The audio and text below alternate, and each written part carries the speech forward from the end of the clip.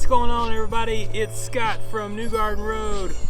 So today I'm gonna plant these little spuds, one of the easier vegetables that you can cultivate in your garden. Welcome to New Garden Road, where I share my love of gardening with you in a way that I hope will inform, inspire, and elevate you. Like this video if you like it, and subscribe to get notified for more gardening action. Let's talk a little bit about how you select the potatoes that you want to plant. So when I'm looking for my potatoes, I want to select organic ones, and I also want to look for healthy ones. What's that mean? You don't want them to be soft, mushy, smelly. That may be common sense, but it's worth saying because if you find them in that fashion, they're rotting already. You want them to be in healthy condition, nice and firm when you're ready to plant them. It doesn't really matter if they've started to produce eyes or not. I think if you're picking them up at the store, it's probably better that they aren't. What you don't want to have happen is, you see this little fingerling, it's already put a lot of energy into some of these eyes. This is the part of the potato that is going to form the stem. That stem's going to grow up, it's going to send out side stems, and that's where the new potatoes that you're going to be harvesting later will form. So a lot of energy already going into producing these. You don't want to break them off. Avoid that. I've got 5 varieties of potatoes that I'm going to try to plant today. The all blue is the golden butterball. How about some Kennebec? These are some organic russet potatoes that I got from the store, and when they turn green I was like, okay, I'm not going to eat those, but maybe I'll plant them as an experiment. You should probably know that you can do that.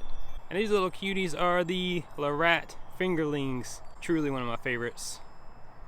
Super cute. Alright, so one of the other things that I'm really looking for when I'm selecting potatoes to grow in my garden is their size. I like to choose smaller potatoes so that I can plant them whole. It makes it a lot easier.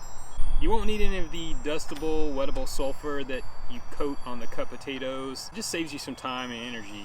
And I think if you find them about this size, that's perfect, because you want them to be like, 3 or 4 ounces. Alright, so you see this potato here that I got from the store, this russet. You could cut this in half really easily and get 2 plantings out of it. That's more economical. That's really what that's about. But if you find these smaller potatoes in the store, perfect size for planting whole, no problem. I want to point out some of the tools that I like to use whenever I'm planting my potatoes. This is the garden weasel.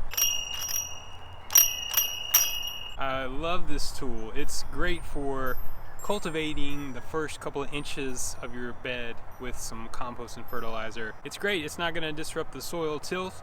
It's not going to dig it up and turn it excessively. It's really lightweight. I can use it with one hand, my left hand, my right hand, whatever hand I feel like using. These tools really correspond to the soil preparation. I'm going to amend it with some good nutrients and organic all-purpose fertilizer. The NPK on the one that I like to use is 824. You could use cottonseed meal, any kind of all-purpose organic fertilizer, generally higher in nitrogen. Nitrogen is the first number on the NPK. The next thing that I'm going to add will be a really finished manure compost. In this case, it's a chicken manure. Really finely textured, low odor, nice finished compost product. And those potatoes are going to love it. They're going to eat it right up. Once I've got my nutrients added to the soil and I'm ready to plant, the next thing I'm going to do, I'm going to dig some furrows. Maximum depth for a potato to grow probably in that 10 to 12 inch range. You're going to see some different opinions on this. I've heard that the 6 inches is where the optimal growth or most of the growth happens. I'm going to make some furrows and I'm going to use my grandfather's hoe. I love it. I'll show you how I do that. Take that furrow, make it a good 8 inches deep if you can. Plant your seed potato at 1 per square foot or 1 every 10 to 12 inches if you're doing row planting. I will space it with my little spacing grid. It's pretty simple. I just cut it out of some wire fencing. It's 9 per square foot spacing. So each one of these squares is 4 inches. And if I want to plant my potatoes 1 per square foot, I'll plant them in this middle section here. So I really just use this for eyeballing where I'm going to plant them. It's really helpful, really easy, makes my planting more efficient, and I feel like I did something extra special because I made this myself. Let me show you my kneeling pad. I think this is great. protect your knees, protect your clothing, a thick piece of cardboard, an old box, something you got in the mail. Reduce, reuse, recycle. You want to reuse the cardboard before you recycle it.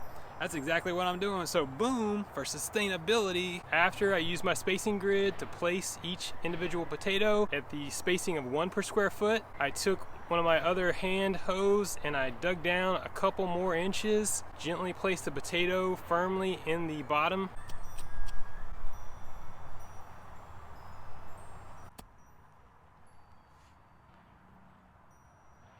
All total, I should get the depth that I'm looking for. I lightly covered them with my long handled hoe and gave them at least 2 to 3 inches of cover.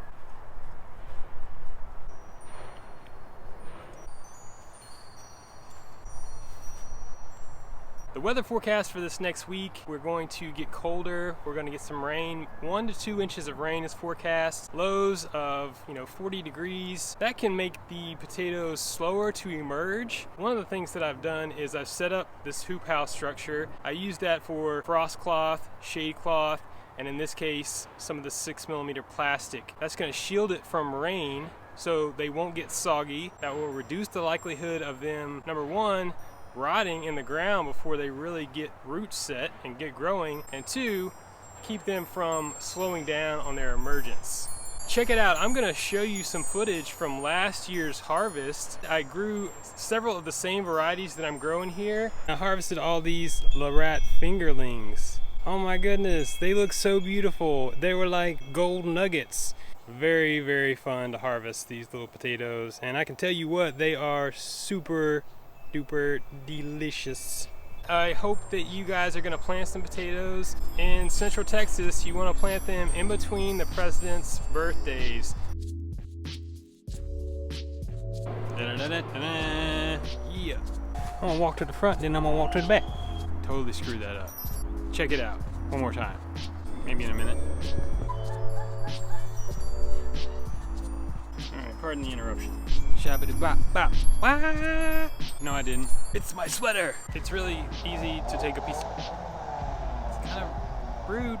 Rude, guys. It's really reusable. That's the first thing you want to do, right? Reduce, reuse. Okay, it's the second thing you want to do. You caught me. Well, it's getting darker.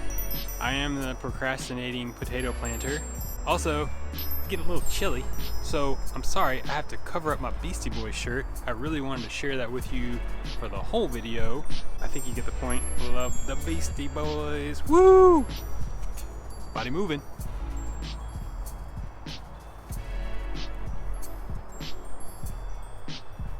Check out some of these other awesome gardening videos on my channel, like this one where I show you how to dirt up your potatoes. What's that all about? You can grow your own food, keep it organic. Body moving!